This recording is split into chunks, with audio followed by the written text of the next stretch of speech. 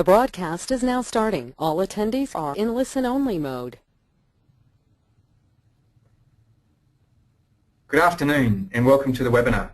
We appreciate you taking time out of your day to join in with us. My name is Nathan and I am the Principal GIS Consultant for NGIS Australia, and I'll be your host for today's webinar. The topic for this webinar is finding documents and data using spatial searching. In particular, we're focusing on what the Voyager software product offers in this area. Now today we're lucky enough to have two high-quality speakers for the webinar.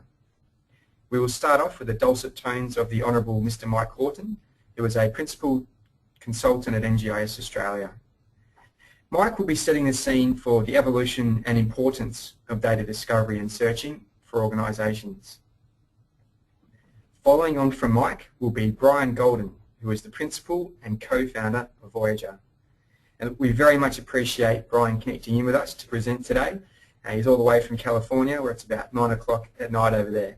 And Brian tells us he's got a couple of cocktails under his belt, so it should be a very entertaining presentation. Brian will be providing a live demonstration of Voyager and also talking about some of the exciting new developments with the product, particularly around integration. So that should be really good to have a look at. Now please note that on the GoToWebinar dialog, you will see that there is a section for questions. So please feel free to type in any questions as we go along, and at the end of the presentations, we'll go through as many questions as we can. If we end up running out of time with the questions, we will send you an email response if we don't get to your question by the end of the week. So we'll try to cover everything off for you. Okay, well, it's time to pass the control over to Mike for the first presentation.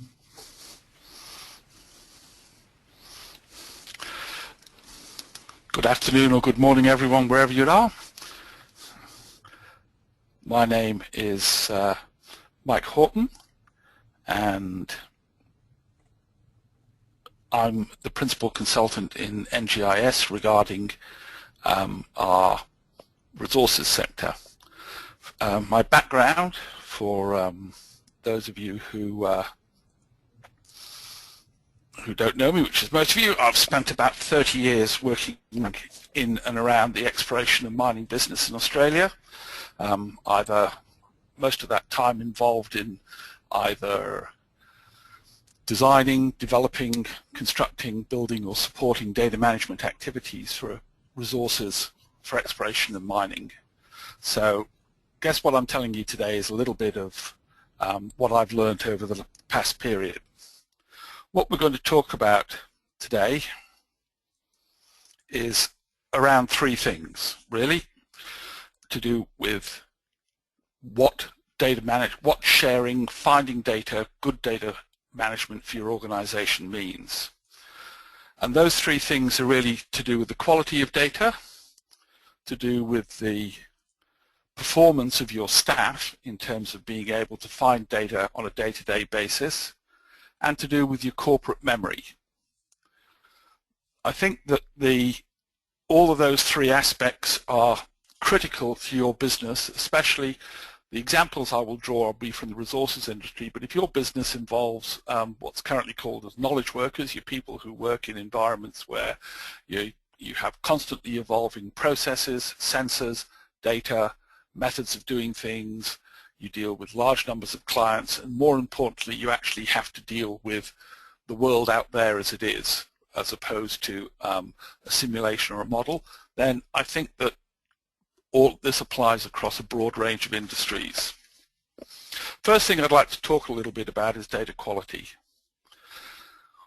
Pretty much I'm sure all of you out there are familiar with the direct costs associated with data quality. Cost of storage for duplicate data, repurchasing of data. Certainly companies I've worked at in the past, we've actually had very honest consultants who've gone, it's very nice for you to ask us to do this work, but we did it for you a year ago, and would you just like a copy of the report we gave you? And of course the staff productivity. Pretty much all of you will be familiar with these sorts of issues, and a lot of work has been justified on the basis of them. You can often save thousands of dollars a year. The hidden cost is opportunity cost that's associated with data quality. Data Warehousing Institute in the US estimated that in 2001, the opportunity cost for USA was $611 billion a year. Now, we're about, I'd say 1/38th, I believe. Our economy is about 1/38th of the USA. So it would be a fair thing to say that just inside Australia here, we're probably looking at in the order of $33 billion of opportunity cost associated with the fact that we can't always trust our data and we don't always know what quality it is. So that leads on to the question of trusting data. So what do you want out of that? You want an authoritative data source.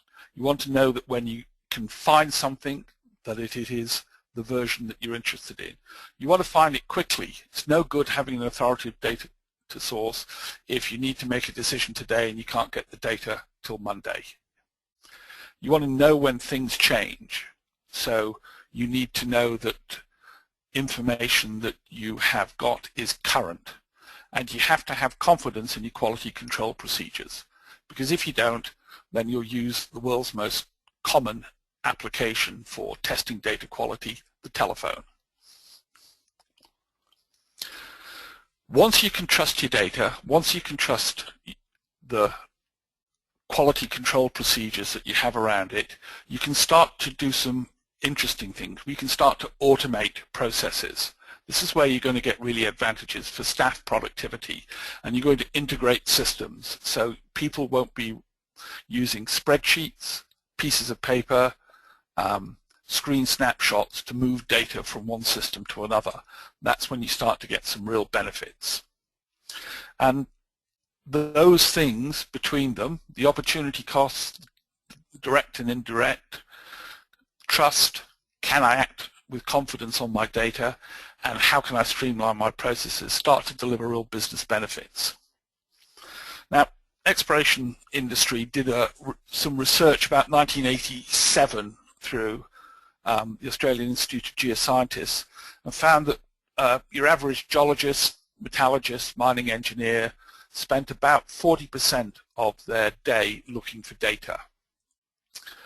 2010, McKinsey did a similar investigation and found that we had dropped this to 25%, which is a staggering productivity improvement of 0.6% per annum.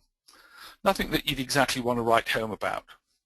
But the critical thing to remember is during that time, data volumes have grown by about 42% a year. So what we're looking for now is 1,000 times bigger haystack for the same size needle. That's the performance that we need to improve in order to be able to get some real benefit. Now, there may be some people, when I first started, this was a spatial data management system here. And there's a little bit of a story that I want to tell you about it. I started life as a geologist, and there would be in the office a set of maps because they were expensive, and they would hang in a plan cabinet like that one. And all the geologists would scribble their thoughts and notes and findings and things like that in the margins or on the map itself. I actually did some work for a large international mining company, and they had a collection of maps that had been marked up by a gentleman who had found 5 gold mines in his career, which is about 5 times more than the average geologist finds. This guy had left lots of little bits of notes scribbled all over the margins of various maps. And at the time he was looking for a mine, if gold price was about $280 an ounce, and a whole lot of things that would be very profitable today were not profitable then, so he just made little notes like, are probably not worth looking here, interesting but not big enough for us, stuff like that. Today, that is literally gold to people. But as we have evolved from these shared maps to all of us having a copy of ArcGIS or a copy of MapInfo on our desktops, or maybe the idea that stuff has to be of high quality before it is worth putting into a database, we've lost that corporate memory. We can get more success by looking over the notes of people in the past that we might be able to do from just starting from scratch ourselves. And one of the key factors that is implicit in this is the fact that we don't always know what's going to be important tomorrow. For those of you who want an explanation of the picture, this, by the way, is the how you would interpret it in modern terms. Remote access did actually involve rolling them up, sticking them in a cardboard tube and sending them to the other offices. So, addressing the issues. In the 80s, when I first started work, we had cartographers, and they acted as a gatekeeper to all of this data. Then in the 1990s, as PCs came in, we started to use electronic CAD. We started to draw maps using electronic systems. We built databases for data. We invented naming conventions and directory structures, which I'm sure all of you have been involved with. And the problems with those are myriad. Firstly, the entropy works. So the people who designed the original system move on. New people don't know how it works, and they will make up their own way. And secondly, you spend a lot of time building a directory structure, but you can't afford as a company to invest the amount of time necessary to maintain it to keep up with the changing business. So it rapidly comes out of date. In the 2000s, we built strategic spatial data infrastructures, and we built databases. But the problem with those was, firstly, they were rigid, and secondly, you ended up putting an awful lot of time into entering hundreds of metadata fields before the data was deemed to be useful. And what's key to today, and I guess this has really come out of the Web 2 revolution, the sort of stuff that Brian is bringing into the spatial world, is that we index and search.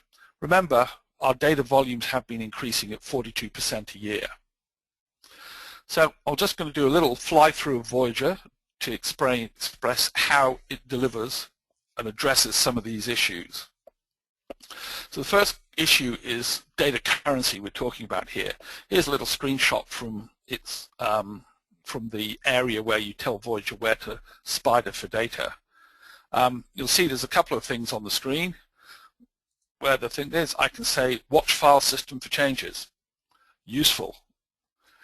Unless, of course, you work at an engineering company where someone will dump 150 gigabytes of data into your directory at a moment's notice, in which case we actually might want to schedule this to happen every night rather than stop halfway through the day and re-index the new data.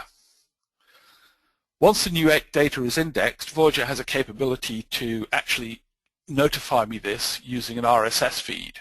And that's hugely important. So I can actually subscribe both as a data manager or as a user and know when data that is important to me is changing. There's a variety of tools, and Brian will probably go through these more, that let me do things like, as a data manager, I can find data sets with an unknown spatial reference, broken data, largest files, duplicate data, missing metadata, all things that are really important to you. These are out of the box. So what you can spend your time doing is actually concentrating on improving the data quality rather than trying to find the stuff that's broken. Here's an example of a screenshot that refers to finding duplicate data. Voyager will calculate an MD5 checksum, and files with the same checksum, you can instantly see whether they've got the same data in. So some of these, in fact this one and this one do, and you can actually go there, scan over them, detect your duplicates, know where they are, then you can actually manage that. Is that duplicate there for a good reason, or is it some space I can save? Critically important when your business uses a lot of raster images. And when things are broken, you can actually say here, I can actually go in, this is particularly useful for Esri users. Here we can see an Esri file, it's reported there's some missing data. Okay, I know what data is missing. The data was the map outline. I know roughly where it should have been. I can see the structure of the MXD, and I'm now in a position to actually go and repair some stuff. From a performance point of view, the key thing is that your people need to be able to find data quickly and easily. So we look here, one search box for geology. We can see our spatial intersections here, and we've got a number of options for refining our search to data types, formats. There's a variety of other stuff that can be shown. We can get detailed pages that show us detail, and if there's metadata associated with the particular data set, I can view it. Please note that none of this metadata has been specially typed into the system just for Voyager. Voyager just finds what's there. And once I've got it, there's a bunch of stuff I can do with it. I can quickly add it to file geodatabases, clip and ship if I'm going to take it offline. You can read the rest of them, and I won't steal all of Brian's thunder. And in terms of preserving corporate memory, these are, I guess, some of the what you can see here are just a few of the items that data that Voyager can extract from files. So I guess part of the challenge that we have is that these days we can afford to store data in the cloud for a few cents a terabyte a month, storing the equivalent of people's scratchings, their hard disk spatial files on the cloud, indexing them. It's cheap, and as we said earlier with corporate memory, you don't know what's going to be valuable in the future. So those are the things that I think are important about this. We've got data quality issues that can be solved with toolkits for experts, notifications, and the right data. Performance is we no longer need to know a directory structure. We don't need to know what project name. We don't need to know where it is. We only need what we're searching for, what spatial area does it refer to, and we don't need to spend a year putting metadata in for it to work. And from a point of view of corporate memory, tools like Voyager allied with opportunities like cloud storage can really help us to keep everything, understand different versions of data, all with a low overhead.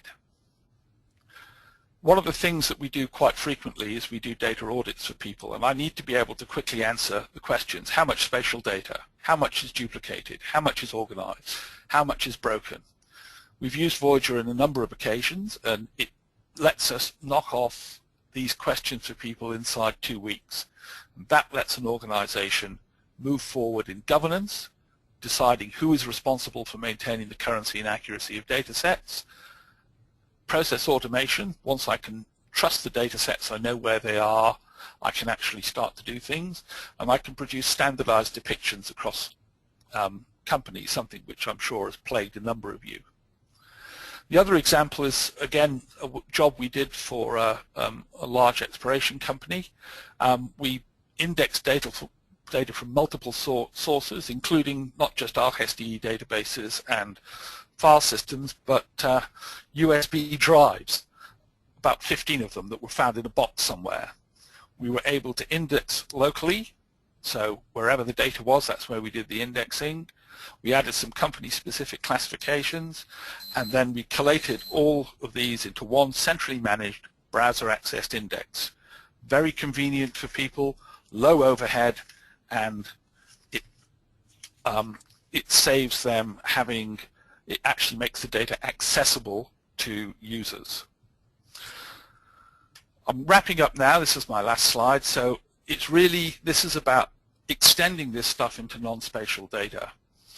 Everyone we've talked to about this has seen the benefits of spatial data, but usually the questions we get come around, how can I extend this? How can I search a large collection of documents spatially so I know which documents are relevant for a particular area?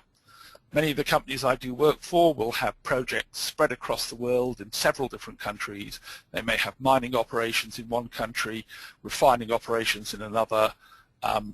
It's very much a global industry, and we need to know, they want to know from their document stores and their databases and their SharePoint collections what documents are relevant to this particular part of the world.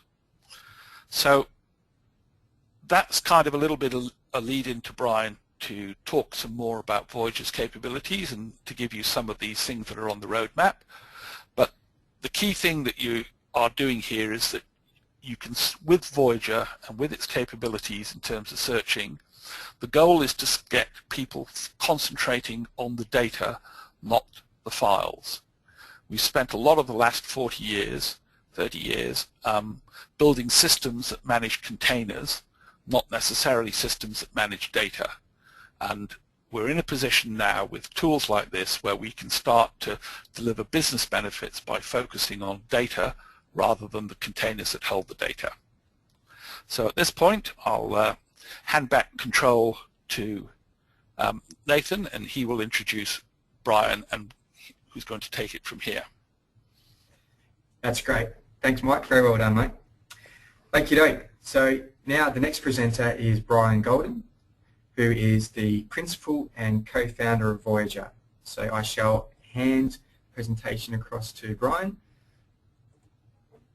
And away you go, Brian. All right. Thank you, Nate, and thank you, Mike.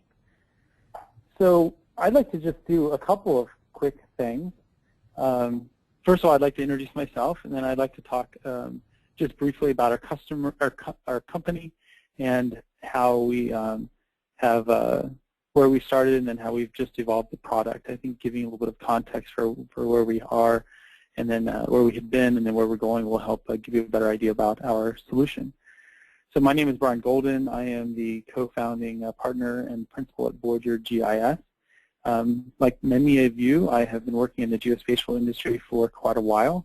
I had been working for about 12 or 13 years at ESRI, building software products and helping people build enterprise solutions.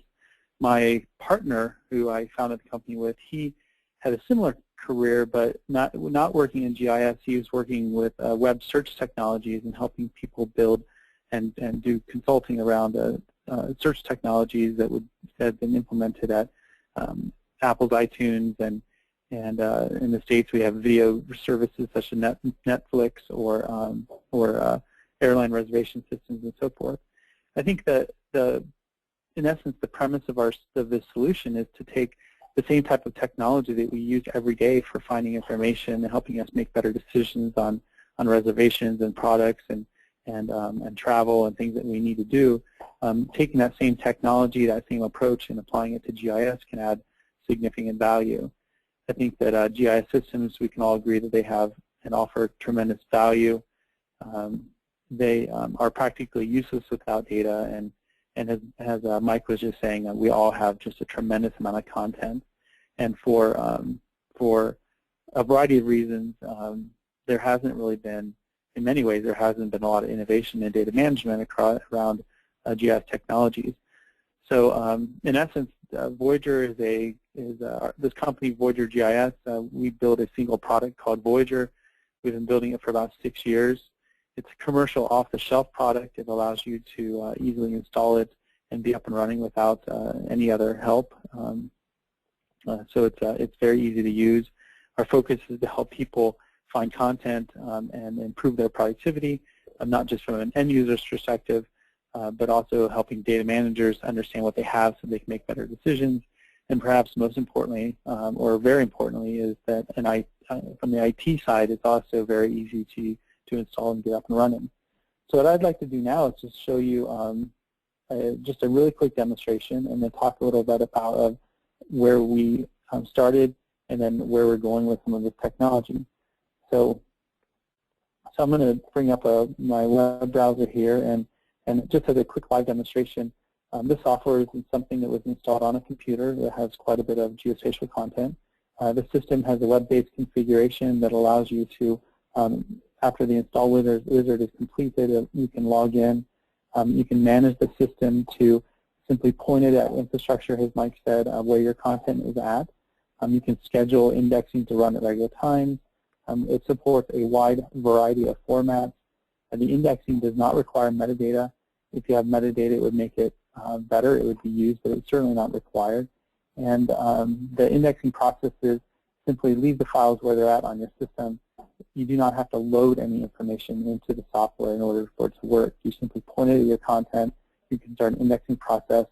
You can go to lunch. You can come back, and you'll have something working. So once you've done that process, you can simply find things using spatial search. so you can find things using within a particular geography. You can, once you've located things, you can narrow your choices. You might want to find things that are only data sets, of type feature classes. Maybe looking at a different area of the world, you might want to find something like faults. You can add in some text-based search. As you find something, you can narrow your choices even farther to find that this, for example, this one data set is some observations, it looks like, and we can see the preview, a metadata for it if it exists. We can see the database that it belonged in, so you can see a relationship between data and where it was stored. We can also find the map documents that it might be used in. So if we're indexing maps, we index the map, we'll index all the layers, and then all of the data sources that it uses. If we scroll down in this interface, you'll see that we can see all the layers that the map was contained, or all the data sources, I'm sorry, that map used. But we can then also see the various here we go. Here. So we can see that this one data set was used in a document, and then within this document we can see the various parts of the document, so that in essence the table of contents structure. So without opening up the document, you can easily see what is there. As you find things, you can open it and then use it in a map document. You can download a file and be up and running really quickly. One of the last things that Mike said is that not only helping people find content, we can also help people better manage their spatial data infrastructure. So we have a few different views. So we can view our system through a report. So you can summarize what you have. You might see that you have a lot of map services versus data sets. As you drill into data sets, you can see the various formats that you've used. You might have queries you want to find, for example, what has or does not have metadata. We can narrow our choices to see of all the content we have, which files contain metadata. As you scroll down, you might see distinct values across themes or other metadata properties. We also have some saved searches that allow you to quickly access properties. So, for example, help you find and understand where your duplicate data sets might be. As Mike said, removing and reducing duplicates can avoid confusion from which is the more authoritative item, reducing disk space that a large imagery might have taken on your server. So here we can find duplicate data sets, maybe view these in a table view. The table you could export and then use it for other reporting as you might want to share this list with other people. As we drill into each one of these items, we can then see that this one particular data set had been used across a number of different things and they are symbolized in a number of different ways and used within these documents. So if I was to remove this item, I would actually be breaking these 4 different layers, so you want to take that into consideration. The very last thing I'll show you is one other query that could show you, for example, most commonly used data sets. So across your entire system, we can give you a summary of all your data. How is that data used within map documents, for example? So, so we can click on an item and we can see how often a particular document is used within your system. So I think the next thing I'd like to do is just talk very briefly about our company and where we started with respect to indexing data and then where we're heading. So and then after that, I'd like to just give you a little demonstration of some functionality that we're going to be releasing in the next month or so. So when we first started building the software, our focus was on building a geospatial search solution, and this was 5 or 6 years ago. Really, there hadn't been, I think, any approaches to adding some modern web-style search technologies to GIS, and that's what we focused on. As we did that, we added new formats, and we added a better breadth across not just GIS formats, but also geotype photographs and KML and LiDAR and just a wide variety of other different vendors' formats.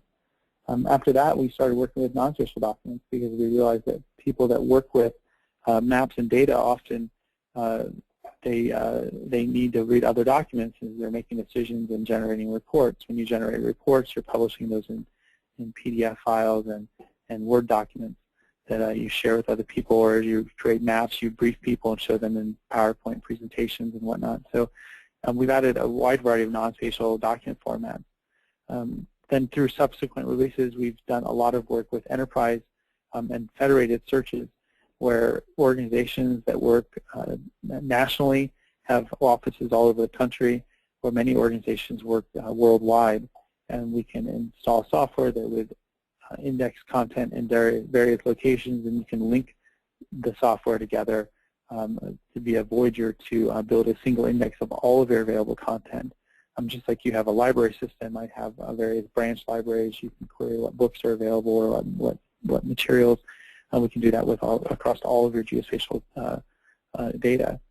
Something that Mike mentioned, and these are areas that we're headed in within this next release. We're moving into an area where we can do indexing document management systems. So our first system will support SharePoint, and then we're working also on Hyperwave and Documentum and various other systems, so we can find your geospatial content stored in a document management system, as well as other non-spatial documents. Something else I'm particularly excited about myself is that we're now indexing SQL queries, so you can give us a SQL query with a constraint and which columns you want to index of a particular table, index all of those rows in that table. So now we're not just giving you search that you have a data set, that a data set exists, but now we can give you attribute or row level search across all of the records inside of that table. The interesting thing about that is we can pair SQL queries with non-spatial documents to give you some very interesting functionality. So, for example, once we've indexed a SQL query, that query might be against a gazetteer, where we have place names and locations, or it could even be against your own GIS data that might have a list of attributes such as assets and those asset IDs. Once we have indexed that data, then we can also index your non-spatial documents that do not have a location. And then we can match place names with words that are found in those documents to be able to geotag them, thereby giving you spatial context or spatially enabling your non-spatial documents. So with that, I'd like to give you just a really quick demonstration, and then after that, I'll turn it over to Ethan and Mike to, or Nathan and Mike, I'm sorry, for some questions. So with respect to geotagging of documents, I have a very small demonstration that I think is relatively simple. We had a customer who stores a lot of, manages a lot of information about parcels. So here's a parcels data set. It's just as you probably would expect. It's a feature class that contains a lot of different parcels. So we've indexed that data set, which is something that we've, which is a standard capability that we have. The next thing that we did is we've added the ability to index the records in that table. So here's a list of parcels that we've indexed. So there are, as you can see, there were not that many. There are just 19,000 parcels stored in that particular feature class, and we've indexed them. Just for the sake of giving you a nice thumbnail, we simply, for the extent of each one of these parcels, we queried a map service to give us a thumbnail of that area of the Earth, just to have a nice thumbnail in our application. Once we look at the properties, these are the attributes that were stored on that particular feature class. There's an active date, a parcel ID, a bounding box, community that it existed in, an editor, a reason it was edited, a date edited, just a standard collection of properties. So if I wanted to find and just do free text search across parcels, I don't have to worry about the schema or what type of SQL to query. I could simply type a text-based search to find any parcel that might have matched the community bird town. So here I can see that there are 3,300 items. I also might, maybe I wanted to find any parcels that that were edited by this gentleman. And in that case, you'll see that not only are we able to find them quickly, but we also had search as I type.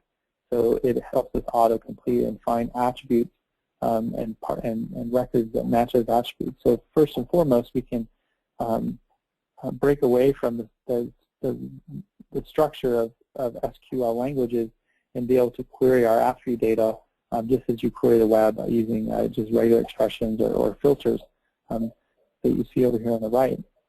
The next thing I'd like to show you is how we then also index a number of different documents.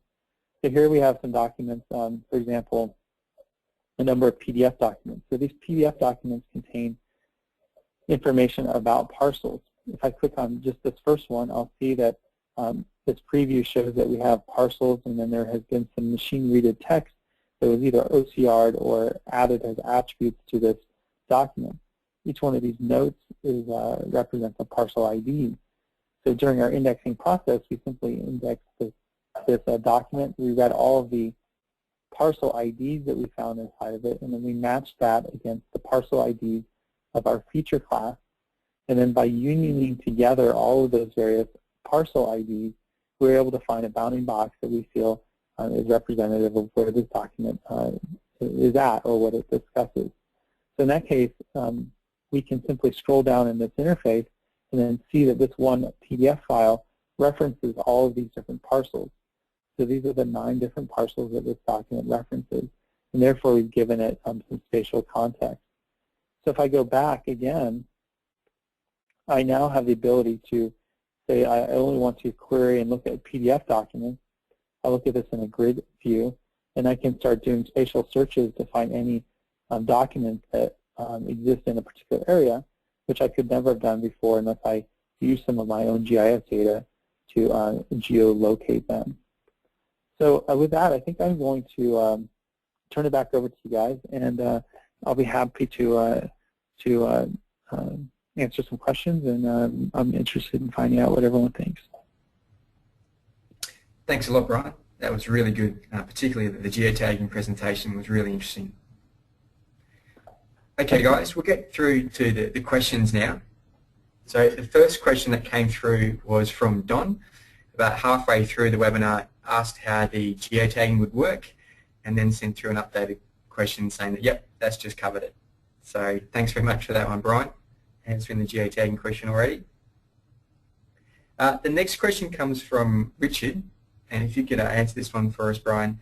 It's about security integration and how Voyager would integrate with existing security systems that organizations have set up. Sure. That's a very good question. I think it's a very important question. First of all, Voyager comes with a built-in authentication model that allows you to create user accounts within Voyager. That works really well for small groups where you do not need to integrate with an existing system. For integrating with an existing system, Voyager can connect to a Windows authentication or an LDAP-based security system.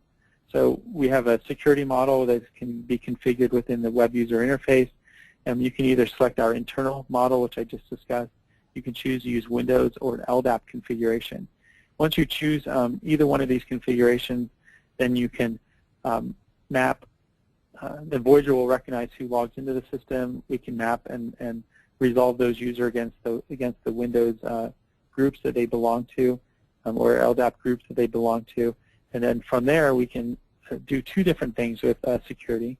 The first thing we can do is we can configure permissions within Voyager. So is this person able to log in, and if they are able to access the system, what type of facilities of Voyager are they allowed to use? Are they allowed to download data? Are they allowed to run certain processes? Are they allowed to customize the user interface? Are they allowed to do certain things with the application itself? The second thing that we can work with is we can provide access to data based on their credentials. So in some organizations, you would say that certain users can see certain data, but other users cannot.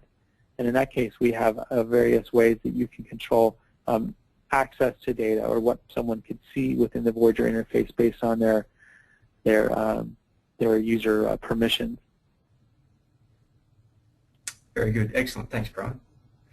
The next question comes from Warwick, and if you could answer this one as well, Brian, that'd be great. The question is, can Voyager be used to create ISO standard metadata and then save the XML with the data? Today, Voyager does not. Well, there are 2 parts to that question. Voyager does have some tools that can create default metadata for any item that is in our index. The default metadata in essence, like when you, for example, when you start our catalog, and if you find an item that does not have metadata, our catalog can generate self-describing metadata for an item. So we have a facility that will allow you to run that process in batch across a lot of data. We do not, today, Voyager does not have a metadata editor built in to our web user interface. Rather, we have an integration with ArcMap. So for any item within the Voyager index, you can launch the ArcMap metadata editor to then author metadata. Once you save the metadata, we would then re-index it, and then that would be available for display within Voyager. I hope that answers your question. Thanks, Brian. That was great. And that's an important thing to note is that Voyager has an out-of-the-box ArcMap toolbar for direct integration of Voyager searching through ArcMap, which makes it very easy if you're using ArcMap for most of your tasks. Now, the next question will be for you, Mike, and that is around the updates. This one's from Ralph, who asks, how do you actually monitor the updates and how do you get the feed sent through to you when there's changes in directories that you're trying to keep an eye on? Okay, Ralph. Basically, you can configure Voyager to look at a location, a file, or even a particular search category.